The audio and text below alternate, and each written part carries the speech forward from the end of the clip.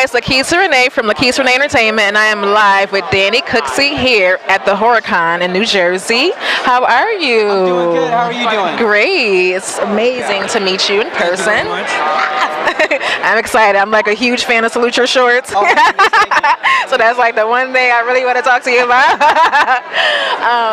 So what brings you here to the con this year? You know, they invited me down, and I had nothing going on this weekend, so why not? Why not come to Atlantic City? Beautiful New Jersey coast. And it's a beautiful weekend for it too. Sorry. It's a beautiful weekend for it too. What's your favorite horror film? My favorite. I like Friday the 13th. Yes. I like the Friday the 13th. I have a good friend that was in one, so I got to go to a screening, and I just like those. Great. Yep. So, tell me about your experiences working on different films like Terminator and. Yeah, Terminator was such a huge production. I mean, they're blowing things off and launching semi-trucks off of bridges, and just it was such a mass. The scale of that whole thing was I'm just absolutely blessed to be a part of that project. Super iconic, and then just set the tone for so much digital effect wise and everything. And you sort of going into it, you knew that it was like, all right, this is a big one, Yeah. So that was really cool. All right. Is there any new projects you're working on at all? I mean, I still do a lot of voices for cartoons and stuff. So, there's those things coming on, and that's about it. It's just that's my thing. All right. So back to Salute Your Shorts. How was it to work on such an iconic show, being so young and during the classic Nickelodeon era?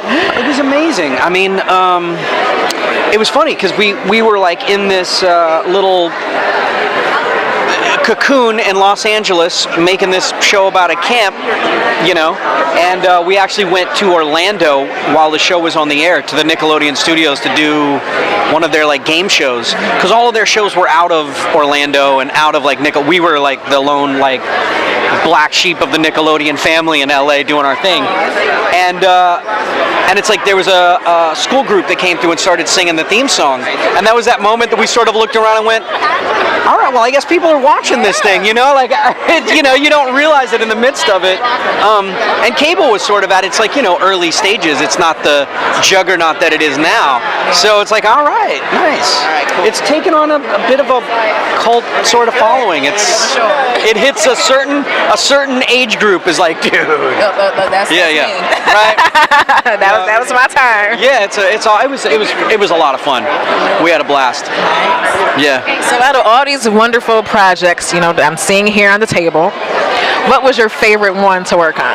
Oh man, it's difficult to say because each one has its like a group of friends, so each one has its own vibe, It's like children, you can't choose which one's your favorite.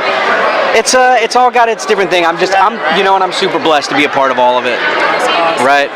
Awesome. And how was it, growing up being a child star? I know it's kind of, hard to make that transition sometimes until, an adult actor. I didn't have a lot of I wasn't sort of one of the industry kids that only had, and I could say that all of the friends that I had that were, not in the business or whatever, they dealt with the same stuff that I was dealing with. You just, people know who you are. That's all. So that's wonderful. That's what it is. Yes. Well, thank you so much for taking the time out to talk to me. Thank you very much. Thank you. You're welcome. And I hope you have a great weekend here at the HorrorCon. Having a good time. Great. Thank you. All right. Nice to meet you. Nice to meet you too.